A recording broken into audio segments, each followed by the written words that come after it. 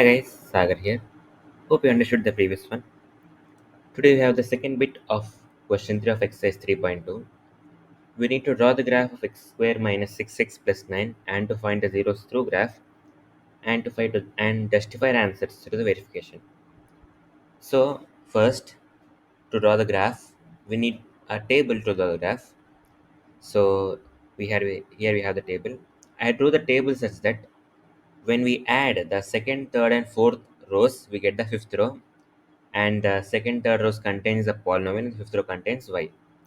So I took the values of x as minus 2, minus 1, 0, 1, 2, 3, 4, 5, and we can see that in second row, third and fourth row you have x square minus 6x plus 9, and when we let y is equal to x square minus 6x plus 9, we add second, third, fourth rows to get the value of y. So for example, minus 2 square is 4, minus 6 into minus 2 is 12, and 9. When we add 4, 12, 9, we get 25. Next, minus 1 square is 1, minus 6 into minus 1 is 6, 9. 1 plus 6 plus 9 is 16. And so on. We get the y value as 25, 16, 9, 4, 1. So for value of x minus 2, we get the value of y as 25. So the points will be as minus 2 comma 25, minus 1 comma 16, 0 comma 9, 1 comma 4, and so on. So we need to locate these all points on this graph sheet here. First, before locating, we need to draw the x and y axis on the graph sheet and take the scale on x axis and y axis as 1 cm is equal to 1 unit. And next step, we locate all the points like minus 2 comma 25, minus 1 comma 16, 0 comma 9, 1 comma 4, 2 comma 1, 3 comma 0, 4 comma 1, and 5 comma 4.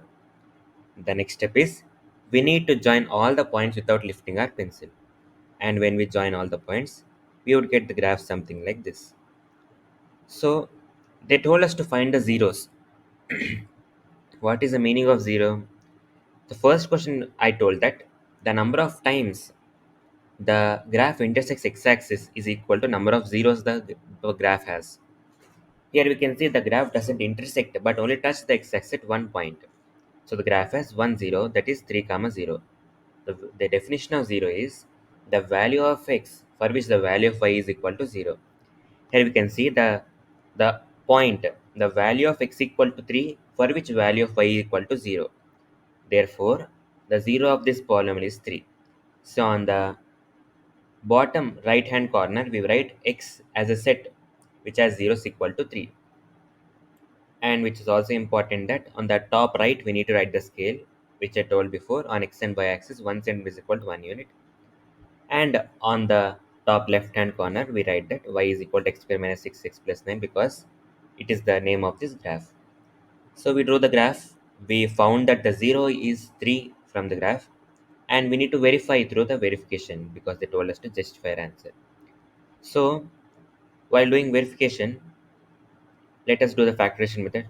So to use the factorization method, we need to write the factors of the constant term here. Here we have 9. So the factors will be 1, 9, minus 1, minus 9, 3, 3, minus 3, and minus 3. We also need to include the negative factors. And if you saw the second question, when we add, we should get the middle term, the coefficient of middle term. Here we can see the coefficient of middle term is minus 6. So when we add these both, when we add minus 1 and 9, we would get, sorry, 1 and 9, we would get 10. When we add minus 1 minus 9, we would get minus 10. When we add 3 and 3, we would get 6. And minus 3 and minus 3, we would get minus 6. So we would write minus 6x as minus 3x minus 3x. So in the first two terms, we take x common here. Next, we take minus 3 common here. Next, we take x minus 3 common. And when we multiply two numbers to get 0, either of them should be 0.